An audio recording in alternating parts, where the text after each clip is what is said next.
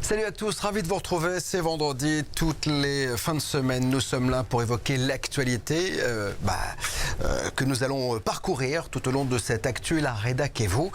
Au sommaire cette semaine, une femme morte pendant 27 minutes raconte les robots sexuels de plus en plus réalistes, American Moon, un film événement, la dune du Pilat, pleine de surprises, les ovulations lumineuses et le son homme qui peut soigner.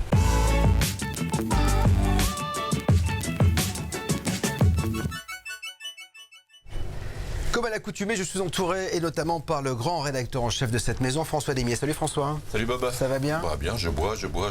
Ah bon? Ouais, il fait chaud. Ah, j'ai eu peur. Non, de l'eau. En fait, voilà, de l'eau. Parce que l'hiver c'est du rouge et l'été c'est de l'eau, c'est ça. Donc voilà. On change juste de couleur. C'est vrai qu'en fait, comme tu es une personne âgée, on peut le dire. Bah oui. Il faut que tu boives énormément. D'ailleurs, ici, ça manque de brumisateur un peu. De quoi? Brumisateur. D'accord. En tout cas, on a eu des réflexions, puisque tu t'es rasé, hein, et dans le live de mercredi, les gens t'ont trouvé un peu plus jeune, un peu plus alerte, un peu plus beau. Bah oui, moi, je suis désolé, j'aimais bien ton côté barbe blanche. Oui, mais c'est l'été, les rencontres, tout ça. Les rencontres, c'est ta femme qui va être contente, tiens. Ouais, elle écoute pas. Super, merci, bravo, la solidarité dans la famille. Bon, avec nous, Thierry Pelin. Salut Thierry. Salut Bob. Ça va bien? Ça va bien. Heureux? Eh ben ça va. Eh ben, moi non plus, ma femme n'écoute pas, donc on peut dire ce qu'on veut. Ok, donc en fait, il y a qu'à mienne qui écoute, La en tienne fait, qui c'est ça. regarde. Donc, bon, le grand témoin aujourd'hui, c'est Grégory Mutombo. Bonjour. Bonjour Bob. Ravi de vous accueillir. C'est la première fois qu'on se parle, nous. Oui. Vous avez fait bon nombre d'émissions avec François. En moyenne, oui. Voilà. Avec moi, cette fois-ci, ça va être plus cool, vous allez voir, parce qu'il est vieux, il est un peu acariâtre, alors que nous, vous allez être détendu. Vous êtes le grand témoin de l'actu, la rédac. Et vous êtes un ancien parachutiste et officier de la gendarmerie. Vous avez sillonné le monde, un monde en guerre, durant près de 2 décennies. Puis aujourd'hui, vous partagez auprès de milliers de personnes votre vision apaisante de la vie.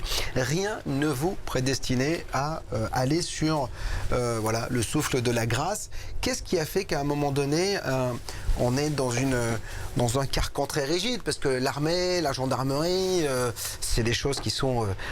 c'est un peu comme les mathématiques, quoi. C'est oui monsieur, bien monsieur. Et qu'est-ce qui fait qu'à un moment donné, on s'ouvre à quelque chose qui est presque de l'ordre de l'irrationnel?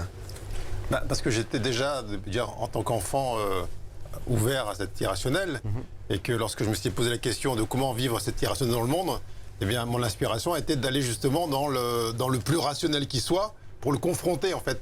Mettre ces deux mondes en confrontation. Et lorsque, effectivement, on a fait le tour de la question, j'ai fait le tour de la question, eh bien, j'ai eu cette même inspiration de voir si ce partage, cet irrationnel était compatible avec un monde qui parfois est accroché au rationnel. Qu'est-ce que vous ressentiez en vous quand vous me dites enfant? Déjà, j'avais la sensation d'avoir un lien avec cet irrationnel. Enfin, c'est irrationnel pour les plus cartésiens, Oui, qui est plus rationnel pour ceux qui écoutent BTLV. Mais quel était ce lien que vous aviez? Qu'est-ce que vous ressentiez? C'était déjà une certitude qu'il y avait autre chose que ce que les 5 sens me donnaient à percevoir. Il y avait autre chose que ce qu'on m'apprenait à l'école, il y avait autre chose que même mes parents me racontaient. Alors, pendant jusqu'à l'âge de 9-10 ans, c'était un monde intérieur auquel j'adhérais. Et puis, j'ai ensuite eu accès à des livres qui parlaient de ça, qui abordaient ce genre de sujet. Et donc, pour moi, c'était une vraie révélation.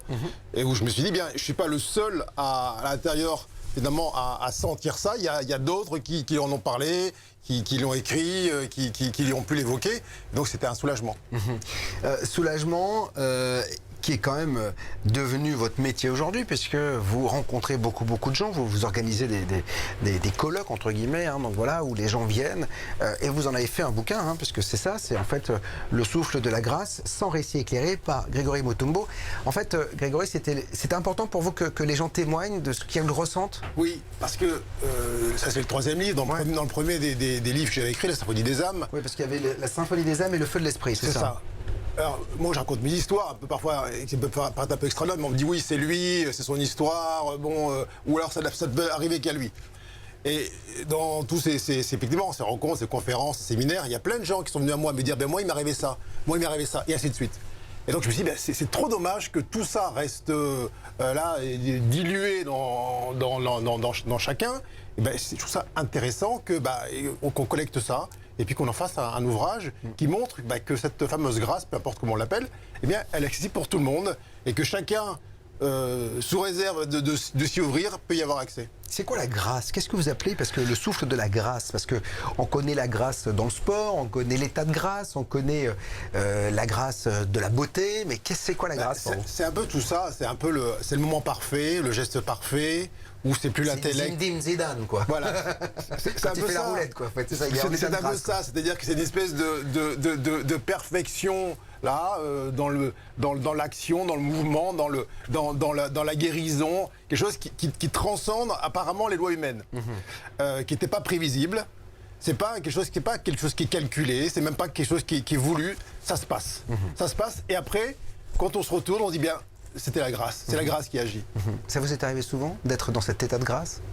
Ça m'est arrivé pas mal de fois, mais là, c'est pas quelque chose qui est, on n'est pas en lévitation, c'est quelque chose. Oui, je sais, voilà. moi j'ai été sportif et j'ai connu des états de grâce dans le sport. C'est ça. Où on a même plus mal, on est au-dessus de tout, on sait qu'on est sur un nuage, Voilà. quoi.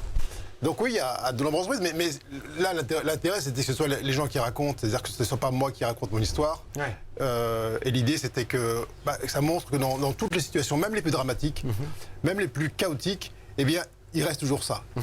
Et quand on veut bien se dire, tiens, et si, juste un pourquoi pas, si je m'ouvrais à ça, qu'est-ce qui pourrait se passer?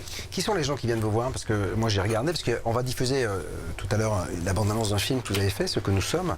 Et en fait, on voit des gens de tous horizons, mais Ouais. on sent qu'il y a un point commun chez ces personnes. Quel est-il d'abord? Et qui sont ces personnes? Est-ce qu'il y a une classe sociale particulière? On parle beaucoup des créatifs culturels, par exemple. Est-ce qu'il y a les bobos? Qui sont ces gens? Et il y a tout.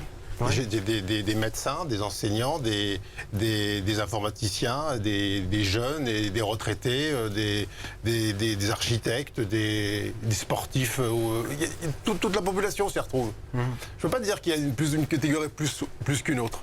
C'est d'ailleurs ça qui m'intéresse, c'est de voir que il n'y a pas un univers, je veux dire, même professionnel, qui est étanche à ça.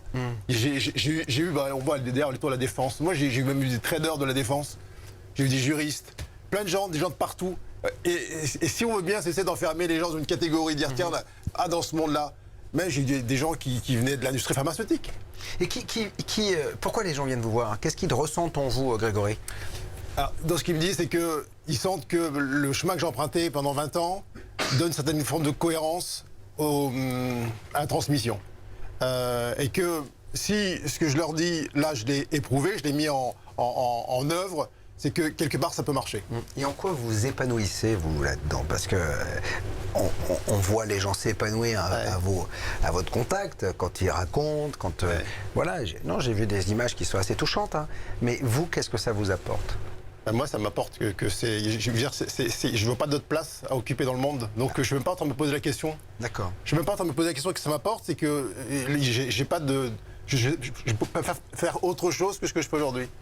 Le danger dans ce style de travail, c'est le côté gourouisant, hein, je le dis, parce que beaucoup ont basculé du côté obscur. Qu'est-ce qui fait que on bascule pas et qu'on reste les pieds sur terre? Déjà, c'est justement votre ancienne peut-être carrière qui vous rattache à Et la puis vraie moi, vie.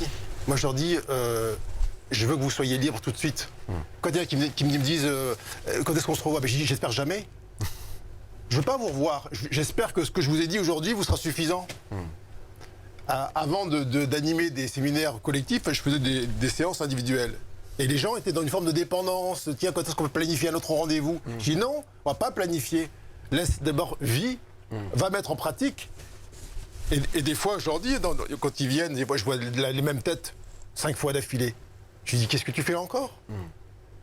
Va restituer, va mettre en pratique, va dans ce monde. Oui, parce que, et ça c'est très juste, ce que vous dites, c'est que souvent les gens, enfin moi je m'aperçois depuis que je fais BTLV, c'est qu'il y a des gens qui sont souvent ce que j'appelle scotchés là-haut, c'est-à-dire dans une forme de spiritualité, de bien vivre, etc., mais qui s'oublient dans la vraie vie. Complètement. Et qui s'épanouissent que dans, dans cette nébuleuse-là. Et alors qu'il faut que tous les enseignements qu'on glane, que ce soit au travers des bouquins, des conférences, des colloques, etc., c'est pour les ramener dans la vraie vie. Absolument. Et moi, je leur dis souvent, j'ai dit, vous savez, le séminaire, il n'est pas le week-end. il est la semaine. Les quotidiens, quoi. Quand vous venez en séminaire le week-end, c'est une préparation au séminaire. Je veux dire, la vie est un séminaire permanent. Si c'est une espèce de section entrecoupée, là, de moments, ça n'a aucun sens. Si vous n'êtes pas capable, au bureau lundi matin, de restituer tout ce que vous avez appris, entendu, etc., ça n'a aucun sens. Vous pouvez me sortir... Il y en a qui me sortent par cœur des pans entiers de livres et de grandes clés de sagesse.